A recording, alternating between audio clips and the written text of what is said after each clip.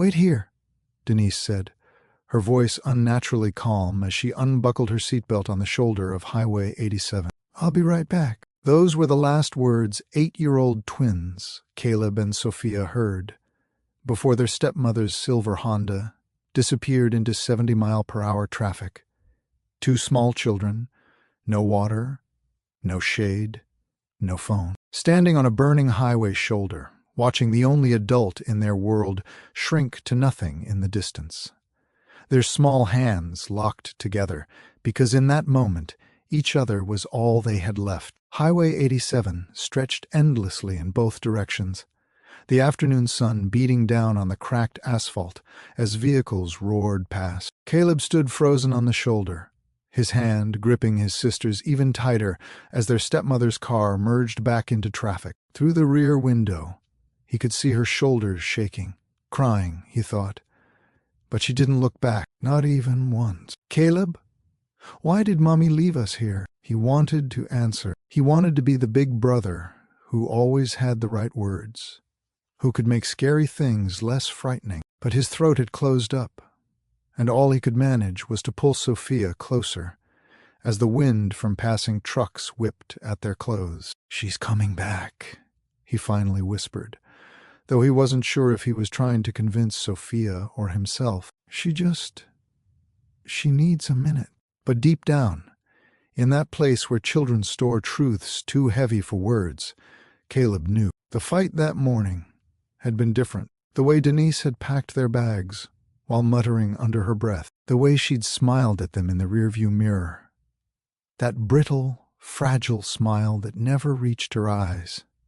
Before pulling over and telling them to wait right here for a little while. Have you ever felt the ground shift beneath your feet? That moment, when everything you believed was solid, suddenly turns to smoke. For thousands of children across America, that moment isn't hypothetical. It's a memory burned into their consciousness.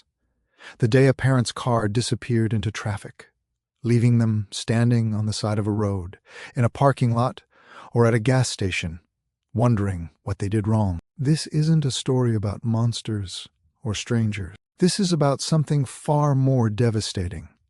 The moment when the person who's supposed to protect you becomes the threat, when home stops being safe, when love reveals itself to have conditions you can't meet. What do you do when you're 8 years old and the world just abandoned you on a highway? Caleb and Sophia Martinez faced that impossible question on a scorching Tuesday afternoon in July 2019. And what happened in the hours that followed would expose a truth that child welfare advocates have been screaming about for decades. Some parents reach a breaking point where love isn't enough, where desperation eclipses every parental instinct, where the weight of life's failures becomes heavier than the weight of their children's future. This is the story of how two children survived the unthinkable, how a stepmother's moment of crisis became a criminal case that divided a nation, and how the system designed to protect vulnerable kids failed at almost every turn before succeeding in the most unexpected way. By the end of this account, you'll understand why child abandonment cases have increased by 23% in the last 5 years. You'll see how grief, mental health crises, and impossible pressure create perfect storms that destroy families. And you'll witness how two remarkable children found strength in each other when the adult world crumbled around them. Before we continue, if you believe no child should ever feel abandoned, hit that like button and subscribe to Mr. Ravelle Stories. These are the cases that demand our attention. The stories that force us to confront uncomfortable truths about what's happening to families in crisis. Your support helps bring these critical stories to light. Caleb counted cars while they waited. Sophia sat on the dusty ground, arranging pebbles into patterns, humming a song their father used to sing at bedtime. 15 minutes passed, then 30. The sun climbed higher, and the shade from the single roadside tree grew smaller. A state trooper would later testify that when he first spotted the children, the boy was standing at attention like a soldier, scanning every approaching vehicle with desperate hope. The little girl was crying softly, her face pressed against her brother's side. But in those first moments after Denise's car vanished, before the authorities arrived, before the news cameras and the court hearings and the national debate, There was only Caleb and Sophia and the terrible understanding that they were completely alone. "Maybe she went to get us food," Sophia said, her voice small against the highway noise. Caleb nodded, maintaining the fiction, because that's what big brothers do. But his free hand clenched into a fist so tight his fingernails left crescents in his palm. A detail the trauma counselor would note weeks later as a physical manifestation of the moment his childhood ended. The truth was already settling into his bones.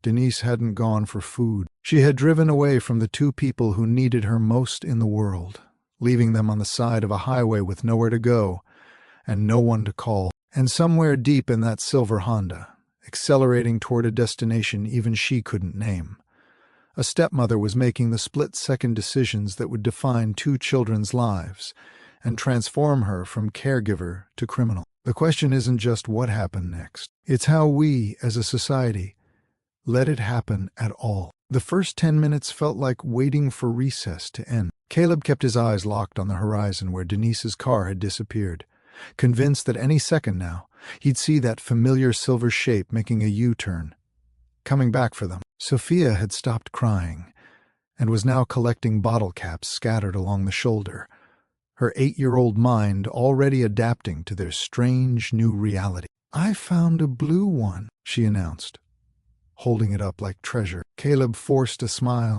"That's great, Sophia." Inside, his thoughts raced differently. She probably just needed gas. Or maybe she forgot something at the last rest stop. That's all. She wouldn't just leave us. But even as he formed the thought, he knew he was lying to himself. By the 20th minute, Caleb's certainty had developed cracks. He replayed the morning in his head, searching for clues he'd missed. The way Denise had been quieter than usual during breakfast.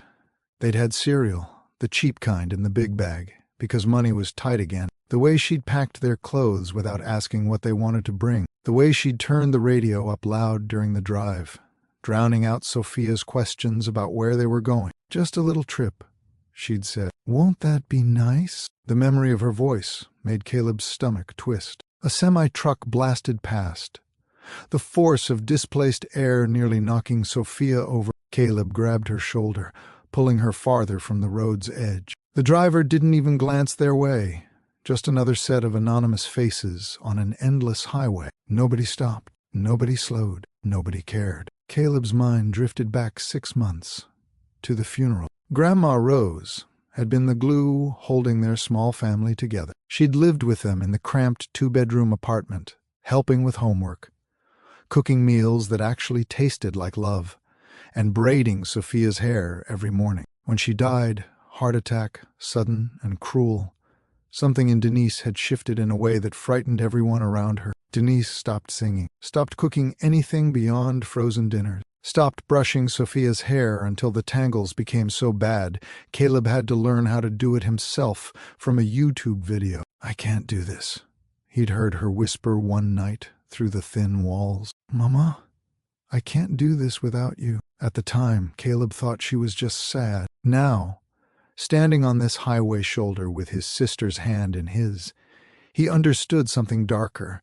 She'd been saying goodbye long before today. Grandma Rose would have never let this happen. Grandma Rose would have fought the whole world to keep them safe. But Grandma Rose was gone. 30 minutes changed everything. The sun had shifted position. Caleb's mouth felt dry. They'd left their water bottles in the car. Sophia had stopped playing with bottle caps and was now leaning against him, her small body radiating heat and exhaustion. "Caleb?" Her voice was barely audible over the traffic. "My feet hurt." "I know, Sophia.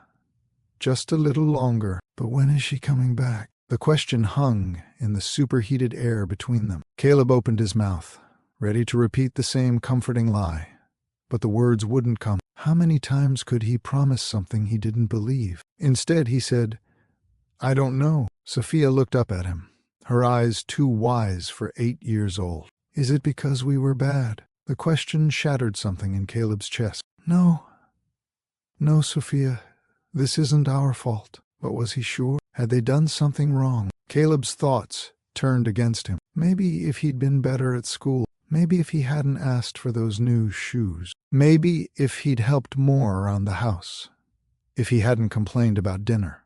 If he'd been quieter when Denise had her headaches. The list grew longer with each passing minute. Every small childhood transgression suddenly felt enormous. He remembered the fight 3 days ago, when he'd spilled juice on her work paper, the way her face had gone red, the way she'd screamed that she couldn't take it anymore. "Everything I do is for you two, and you can't even be careful for 5 seconds." At the time, she'd apologized an hour later, hugged him tight, and promised she didn't mean it. Now those words felt like prophecy, like warning signs he'd been too young to read. The sound reached them first.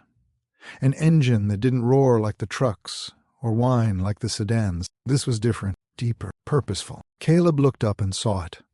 A black Rolls-Royce, sleek and completely out of place on this stretch of highway, slowing down as it approached their position. The windows were tinted so dark he couldn't see who was inside. Every stranger danger lesson he'd ever learned screamed at him to run, but his legs wouldn't move. Sophia pressed closer against his side. The luxury car pulled onto the shoulder 20 feet ahead of them, gravel crunching under expensive tire. Then it stopped. The engine idled, quiet and patient, waiting. Ethan Cole had passed his exit 3 miles back. The real estate developer was notorious for getting lost in thought during long drives, and today was no exception. His mind had been occupied with the Henderson property deal, running numbers, calculating risks. By the time he'd glanced at his GPS, the familiar exit had already disappeared behind him. He'd slowed down, looking for a safe place to turn around, when he spotted them. 2 small figures on the shoulder. A boy standing rigid,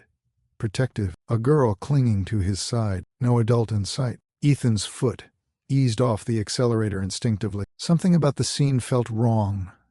Deeply, fundamentally wrong. Children that young didn't stand alone on highways, unless something terrible had happened. He checked his rearview mirror, then carefully guided the Rolls-Royce onto the shoulder. Ethan sat in his car for a long moment, hands still on the wheel, debating his next move. Approaching strange children was delicate territory. He knew how it looked. A grown man in an expensive car pulling over to talk to kids. In another context, he'd be exactly what parents warned their children about. He could already feel the boy's suspicion radiating through the tinted windows. But leaving wasn't an option either. Not with the sun climbing higher. Not with the dangerous proximity to traffic. Not with the obvious absence of any guardian. He lowered his window first. Let them see his face. Non-threatening. Concerned. "Hey there," he called out, keeping his voice gentle. "You two okay?" The boy shifted, placing himself more fully between Ethan and the girl. Smart kid, protective. "We're fine," the boy answered, his voice trying for confidence and missing by miles. "Our mom's coming back." Ethan saw himself in that defensive posture. 32 years ago, he'd been the scared kid waiting for a parent who didn't return. Different circumstances. His father had abandoned him at a bus station in El Paso, but the same hollow fear in the eyes, the same desperate need to appear brave when the world was crumbling. A stranger had stopped that day too. Mrs. Patel, a retired teacher who'd been waiting for her daughter's bus. She'd bought 9-year-old Ethan a sandwich, sat with him, and stayed until the police arrived. She'd probably saved his life. "Sometimes," she'd told him years later when he'd tracked her down to say thank you, "we're just meant to be in the right place. You don't ignore a child in trouble. You just don't." Ethan opened his car door slowly, keeping his movements predictable. "How long has your mom been gone?" he asked, already knowing the answer wouldn't be good. Caleb's jaw tightened. "Not long. Maybe 10 minutes. The tremor in his voice betrayed the lie. Ethan glanced at the son's position, at the children's flushed faces, at the way the girl swayed slightly on her feet. Heat exhaustion was starting to set in. "What's your name, son?" A pause. Then, "Caleb, this is Sophia." "I'm Ethan." He crouched down, bringing himself to their eye level, staying a respectful distance away. "Caleb, I need you to be straight with me. How long have you really been out here?" The boy's composure cracked. His eyes went shiny with tears. He refused to let fall. "I don't know. It's been a long time. She told us to wait, and we waited, but..." But she's not coming back, Sophia finished quietly, stating what her brother couldn't. Ethan's heart broke cleanly in two. Okay, listen to me. He kept his voice steady, authoritative but kind. You two did exactly right by staying put and being careful. But we need to get you somewhere safe now. Somewhere with water and air conditioning. Caleb's eyes darted to the Rolls-Royce, then back to Ethan's face. Every stranger danger lesson warring with exhaustion and need. I'm going to call some people who can help, Ethan continued. Police officers, maybe child services. They'll find your stepmom and figure out what happened. But right now, my job is making sure you're both safe. That sounds okay? It wasn't really a question, but giving Caleb the illusion of choice, of control, that mattered. Slowly, the boy nodded. Ethan pulled out his phone, keeping his movements visible and non-threatening. He dialed 911, his eyes never leaving the children. Yes, I'm on Highway 87. About 2 miles past exit 34. I've got 2 minors here, a boy and a girl, and it looks like they've been abandoned. Yes, they're safe with me for now. No signs of injury, but they need water, and they've been in the sun a while. As he gave details to the dispatcher, Caleb watched him with an intensity that felt heavy beyond his years. The call that would change everything had been made. There was no going back now. What would you have done at that moment? Stayed quiet and waited longer, or made the call? Sometimes the right choice is also the hardest one. Drop your thoughts in the comments below. I want to hear how you would have handled this situation. The patrol car arrived within 12 minutes, lights flashing but no siren. A small mercy Ethan appreciated. Officer Patricia Reyes stepped out first. Her partner officer Michael Thompson close behind. Both moved with practiced efficiency, but their expressions softened when they saw the children. Hey guys, Officer Reyes said, kneeling down to their level just as Ethan had. I'm Officer Reyes. This is Officer Thompson. We're here to help, okay? Nobody's in trouble. But Sophia had already started crying again, and Caleb's face had gone pale. To 8-year-old logic, police cars meant someone had done something wrong, and if Denise had left them, maybe they were the ones who'd messed up. Are we going to jail? Sophia whispered, clutching Caleb's shirt so tightly her knuckles went white. Officer Reyes shook her head firmly. No, sweetheart. No jail. We just need to ask some questions so we can find your stepmom and make sure everyone's safe. Can you tell me your full names? Caleb Martinez, the boy answered, his voice barely steady. She's Sophia Martinez. Our stepmom is Denise Martinez. Thompson was already on his radio, running the name through the system. Ethan stood to the side, giving the officers space but refusing to leave until he knew the children would be properly cared for. And where do you live, Caleb? Reyes continued, her voice professionally gentle. He rattled off an address in Riverside, about 40 miles from their current location. Officer Reyes exchanged a glance with her partner. 40 miles was a deliberate distance. This wasn't a quick stop gone wrong. Is your dad around? Thompson asked, still holding his radio. He lives in Phoenix, Caleb said quietly. His name is Robert Martinez. Within minutes, Thompson had tracked down a phone number. The call connected to the third ring. Mr. Martinez? This is Officer Michael Thompson with New Mexico State Police. Sir, I need you to stay calm. Your children are safe, but they were found alone on Highway 87. Even standing several feet away, Ethan could hear the explosion of panic from the other end of the line. The father's voice went from confused to terrified in seconds, words tumbling over each other. What do you mean alone? Where's Denise? Are they hurt? I'm coming right now. Sir, they're unharmed, but we need you here as soon as possible. Robert Martinez's hands shook as he grabbed his keys. His phone pressed between shoulder and ear while Officer Thompson provided exact coordinates. I'm 3 hours away, Robert said, his voice cracking. 3 goddamn hours. I should have. I knew she was struggling. I knew she wasn't handling things well after her mother died.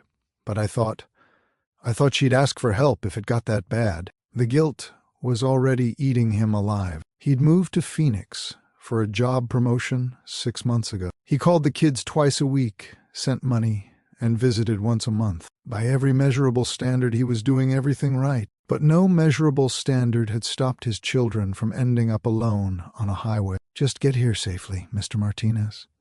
We'll take care of them until you arrive." While the officers coordinated with their father, Caleb had a realization that made his stomach hurt. He'd done exactly what Denise told him. Stayed put, didn't wander off, waited like a good boy, and it had nearly gotten them killed. Not from violence or kidnapping, but from exposure, from heat, from the simple fact that trusting the wrong instruction could be just as dangerous as disobeying the right one. "Always listen to your parents," teachers said. "Do what adults tell you," the posters at school proclaimed. But what happened when the adult was wrong? When the instruction itself was the danger? Caleb looked at Sophia, then at Officer Reyes, then at Ethan, who'd stopped when he didn't have to. Sometimes survival meant knowing when to break the rules. 2 hours and 43 minutes later, a blue Ford pickup truck pulled onto the shoulder with the urgency of barely controlled panic. Robert Martinez practically fell out of the driver's seat, his eyes wild and red-rimmed. He'd made a 3-hour drive in record time, probably breaking every speed limit between Phoenix and this stretch of highway. "Caleb! Sophia!" The children turned at his voice. Sophia broke into a run despite her exhaustion, and Caleb followed, both of them crashing into their father's arms as he dropped to his knees on the gravel. He held them so tightly it hurt, his whole body shaking with sobs he'd been holding back for the entire drive. "I've got you. I've got you. You're safe now." Denise Martinez's silver Honda pulled back onto the shoulder 90 minutes after Robert arrived. She'd been driving in circles, her mind a war zone of guilt and justification, terror and relief. She'd made it as far as Albuquerque before the weight of what she'd done became too heavy to outrun. She'd sat in a gas station parking lot for 40 minutes, staring at nothing, before finally turning the car around. The gas tank was nearly empty. Her face was swollen from crying. When she saw the police cars, her foot slammed on the brakes so hard the car jerked violently. Officer Reyes straightened immediately, her hand moving toward her radio. Thompson was already moving toward the Honda, his stance professional, but cautious. Robert stood slowly, his arms still wrapped protectively around his children. His face transformed from relief to something darker, rage mixed with disbelief, mixed with a hurt so profound it seemed to age him 10 years and seconds. "Stay close," Caleb whispered to Sophia, pulling her behind their father. Denise's door opened. She stepped out on shaking legs. Denise looked smaller than Robert remembered, diminished. Her clothes were wrinkled, her hair unwashed, her eyes hollow with exhaustion that went deeper than missing sleep. "Denise," his voice was flat, emotionless, the only way to keep from screaming. "I came back," she said, as if that somehow made it acceptable. "I came back for them." "You left them on a highway." Each word came out like a stone. "For over an hour, in 100-degree heat, with trucks flying past at 70 miles per hour. She flinched, as if he'd struck her. I know, Rob. I couldn't breathe. I couldn't think. Everything was closing in, and I just needed what? To abandon our children." Officer Reyes stepped forward. "Mr. Martinez, let's keep this calm. Ms. Martinez, I need you to understand you're not under arrest at this moment, but we do need to have a serious conversation about what happened today." Denise nodded numbly, her eyes finding Caleb and Sophia behind their father. The look on their faces broke something inside her all over again. "Can I talk to them?" Denise asked, her voice cracking. "Please, I need to explain." "No." Robert's answer was immediate and absolute. "You don't get to explain anything to them right now. I'm still their stepmother." "Are you?" The question hung in the air. "Because a stepmother doesn't do what you did today." Denise's face crumpled. "You don't understand. You have no idea what it's been like. Every day, watching them, trying to be enough, trying to be what they need, and failing. Constantly failing. So you just gave up?" "My mother died, Rob." Her voice rose, defensive and desperate. "The only person who actually knew how to do this, who knew how to hold this family together, without completely falling apart. She died and left me alone with 2 kids who deserve so much better than me." Officer Thompson exchanged a glance with his partner. They'd heard versions of this before. The breakdown, the rationalization, the transfer of blame from action to circumstance. But understanding the reason didn't erase the crime. "They loved her more than they've ever needed me," Denise continued, the words pouring out like something she'd been storing for months. "Every night when I put them to bed, I could see it in their faces. I'm not Grandma Rose. I don't braid hair the right way. I don't cook the right foods.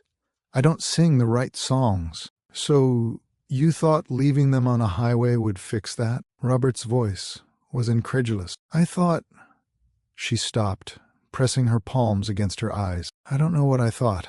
I wasn't thinking. I was just breaking, Rob. Every day a little more. And this morning when Caleb asked when Grandma was coming back, like these 6 months didn't even register, something inside me just gave way." Sophia made a small sound behind Robert. Caleb put his arm around her shoulders, his face unreadable. "That's not fair," Caleb said quietly. "We know Grandma's not coming back. We know she's gone." Denise looked at her stepson, tears streaming freely now. "I know, baby. I know. I'm sorry." Robert took a breath, steadying himself for the question he needed to ask, but dreaded the answer to, "Were you coming back?" The silence stretched impossibly long. Denise opened her mouth. I closed it, looked at the highway, at the police officers, at the children, at the man she'd built a life with. "I don't know," she finally whispered. "When I drove away, I honestly don't know if I plan to come back." The admission sucked the oxygen out of the conversation. Even the officers looked away, giving the moment the gravity it deserved. Robert's jaw clenched so tightly, a muscle jumped in his cheek. "Jesus Christ, Denise. But I did come back," she said desperately. "I'm here now. That has to count for something." "You came back to the police cars?" Officer Reyes interjected gently but firmly. "That's different from coming back because you realized what you'd done was wrong." Officer Reyes pulled out her notepad, her expression sympathetic but professional. "Ms. Martinez, I need you to understand the severity of this situation. What you did today constitutes child abandonment and endangerment. Those are serious criminal charges." Denise's legs seemed to give out. She leaned heavily against her car. "You're looking at potential felony charges," Reyes continued, her voice gentle despite the harsh words. "Prison time. Loss of custody. A permanent record that will follow you for the rest of your life." "I need help," Denise sobbed. "I don't need prison. I need help. I need someone to tell me how to stop feeling like I'm drowning every single day." "And you'll get that help," Officer Thompson said. "But first we have to address what happened today. Those are 2 separate issues, and both need to be handled." The weight of consequence settled over everyone like a heavy sky before rain. Throughout the confrontation, Ethan had stayed back, a silent witness to the family drama unfolding. He'd considered leaving several times. The children were safe. The authorities had arrived. The father was present. His part was done. And yet, he couldn't make himself walk away. Something about Caleb's straight shoulders, the protective way he stood beside his sister, kept Ethan rooted to the spot. The boy's quiet dignity in the face of adult failure was both heartbreaking and deeply familiar. As Officer Reyes began explaining the legal process to Denise and Robert, Ethan approached Caleb and Sophia. He crouched down once more, meeting their eyes. "You 2 are incredibly brave," he said quietly. "Braver than most adults I know." "I know what it feels like," Ethan continued, his voice so low that only the children could hear him, "to stand somewhere, waiting for someone who isn't coming back." Sophia looked up, her eyes still damp with tears. "You do?" Ethan nodded. "I was 8 years old, the same age as you both. My father left me outside a bus station in El Paso, told me to wait while he got our tickets." He paused, the memory still sharp after all these decades. "I waited for 6 hours. It got dark. The station closed.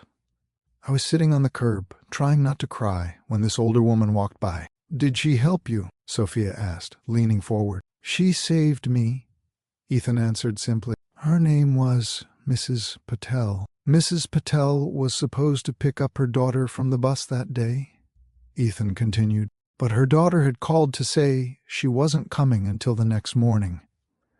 Mrs. Patel was heading home when she saw me sitting alone on that curb. The parallels weren't lost on Caleb. Ethan had been meant to be somewhere else today, too. He'd missed his exit. He'd slowed down at exactly the right moment. Coincidence seemed too small a word. She didn't just call the police, Ethan said. She stayed with me.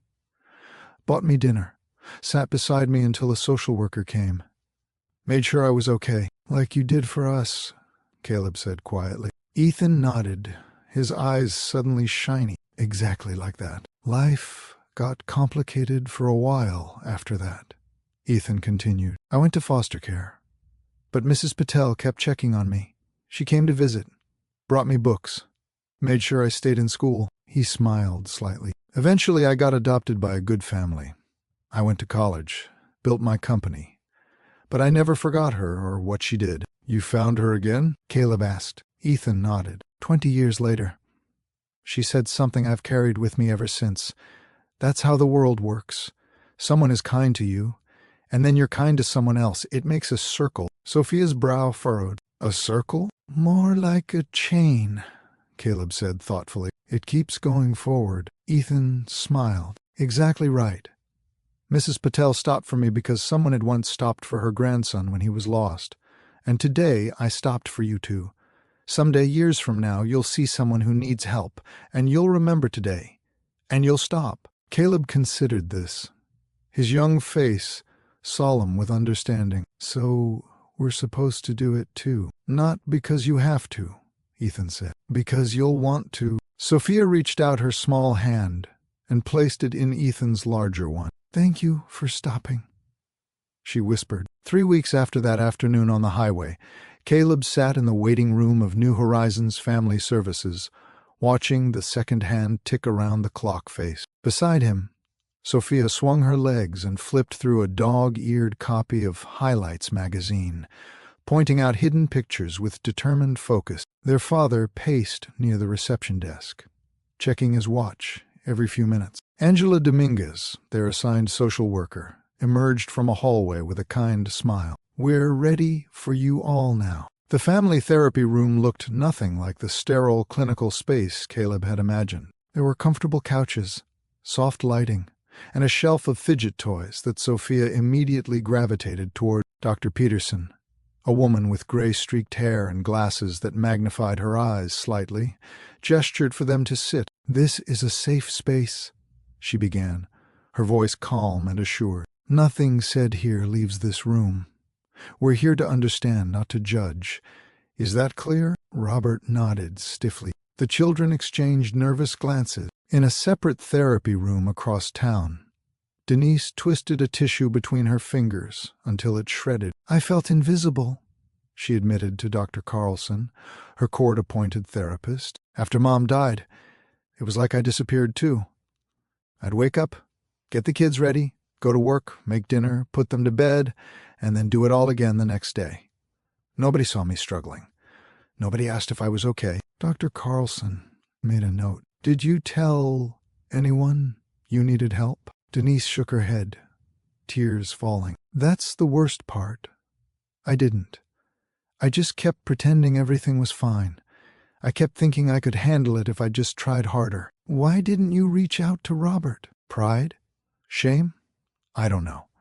We'd been trying so hard to make this blended family work. I wanted to prove I could do this. That I was a good stepmother, a capable one. Her laugh was hollow. And then I did the one thing that proved I wasn't. In their fourth family session, Robert finally broke down. I knew something was wrong, he admitted, his voice rough. Every time I called, every time I visited, I could see it. She wasn't sleeping. The house was a mess. The kids seemed quieter. Dr. Peterson leaned forward. And what did you do with that observation? Robert stared at his hands. Nothing. I convinced myself she'd figure it out, that she had her mother to help her through it, until Grandma Rose died. Caleb said quietly. Yes. Robert looked at his son with pained eyes. Until then, and even after, I sent money. I called more often. But I didn't really step up. I didn't fly in to help. I didn't offer to take the kids for a while to give her space to grieve. You were rebuilding your life, Dr. Peterson observed. At the expense of theirs? Robert replied, the realization settling heavily. The breakthrough came in month 2, during a supervised visit with Denise. I was scared to tell you, Caleb said, finally voicing what he'd been holding inside for months. You were so sad after Grandma died, and I didn't want to make it worse. Denise looked at her stepson with dawning horror. Make what worse, baby? That we were sad too. That we missed her too. His voice trembled. That we needed help with stuff. But you were already so tired all the time. Sophia added softly. I kept having bad dreams that you would go away too. And then you did. The simplicity of an 8-year-old's observation hit Denise like a physical blow. Her greatest fear had become a self-fulfilling prophecy. She'd abandoned her stepchildren because she couldn't handle their pain, which had only deepened their fears rather than protecting them from anything. In their 6th family session, Dr. Peterson asked, What do you need from your stepmother now? Caleb thought carefully. I need to know she won't leave again. Even when things get hard. Even when we mess up. Sophia looked directly at Denise, her small face serious. We don't need another mom. We just need you to stay. The room went completely still. She means Grandma Rose, Denise whispered, the revelation washing over her. They don't expect me to be her. They just need me to be present, to be myself. It was the breakthrough they'd been working toward for weeks. 6 months after that afternoon on the highway, the family gathered in Judge Hernandez's chambers. Denise had completed her court-ordered therapy, attended parenting classes, performed community service, and maintained weekly supervised visits with the children. The charges had been reduced from felony abandonment to misdemeanor endangerment, still serious, but reflective of her consistent efforts toward rehabilitation. Ms. Martinez, Judge Hernandez said, reviewing the stack of reports before her, your caseworkers and therapists speak highly of your progress. They believe you genuinely understand the gravity of your actions and have taken meaningful steps toward ensuring such behavior never recurs. Denise nodded, her hands clasped tightly in her lap. I'm granting Robert primary physical custody, with increasing visitation rights for you over the next 12 months.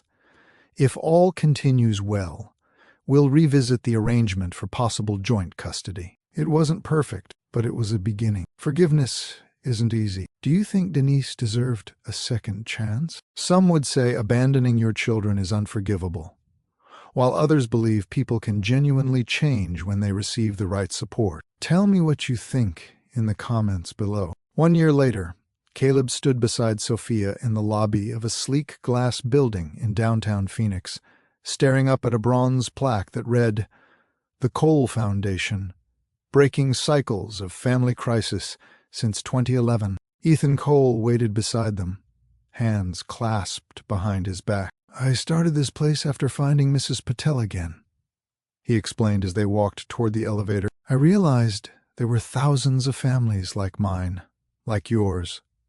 Good people who hit breaking points, children caught in the aftermath, cycles that could be broken with the right support at the right time. The foundation funded emergency childcare, parent respite programs, family therapy, and youth mentorship, all the resources that might have prevented that terrible afternoon if Denise had known about them. The 5th floor buzzed with activity. Teenagers gathered in small groups, some working on laptops, others in animated conversation with adults who listened intently. This is our youth resilience program, Ethan explained. Every teenager here has experienced some form of family crisis, abandonment, neglect, loss, system failure. But instead of being defined by what happened to them, they're being trained to become peer mentors. Sophia watched with wide eyes as a girl not much older than herself led a group discussion. Robert, who'd accompanied them, looked impressed. You're turning survivors into first responders. Ethan nodded. The people who've lived through it understand it best. And helping others heals something in them too. Later, in Ethan's office, he handed each child a small box. "Open them," he encouraged. Inside each was a silver compass pendant on a chain. "When I was your age, after Mrs. Patel found me, I was terrified of getting lost again. She gave me a compass just like these and told me something I've never forgotten. No matter what happens, you can always find your way forward." Caleb ran his finger over the cool metal surface. Sophia slipped her necklace over her head immediately. "It's pretty. It's more than pretty," Ethan said gently. "It's a reminder that your direction isn't determined by what happened to you. It's determined by the choices you make going forward." "Thank you," Caleb said quietly, "for everything." That evening, Denise arrived for her first fully unsupervised overnight visit. She'd moved into an apartment 10 minutes from Robert's place, taken a job with more regular hours, and continued therapy long after the court requirement ended. The woman who stepped through Robert's door looked nothing like the hollow-eyed, desperate person who'd left 2 children on that roadside a year ago. "I went to a Cole Foundation parenting group yesterday," she told Robert while the kids packed their overnight bags. "The moderator asked us to name our biggest fear. You know what I said?" Robert leaned against the kitchen counter. "What?" "That I'd become invisible again." She smiled sadly. And then every parent in that circle nodded. Every single one understood exactly what I meant. "You're not alone anymore," Robert observed. "None of us are," Denise replied. Sunday afternoon, driving the children back to Robert's house, Denise took Highway 87. No one had spoken about the choice of route, but as they approached the stretch of road where it had all happened, a collective stillness filled the car. Sophia stopped chattering mid-sentence. Caleb sat up straighter in the back seat. Denise's hands tightened on the steering wheel. Her eyes flickered to the rearview mirror, meeting Caleb's gaze briefly. "We can talk about it," she said softly, "if you want to." A year ago, the twins had stood alone on that shoulder, abandoned and terrified, with no idea what would happen next. Now they passed the same spot together.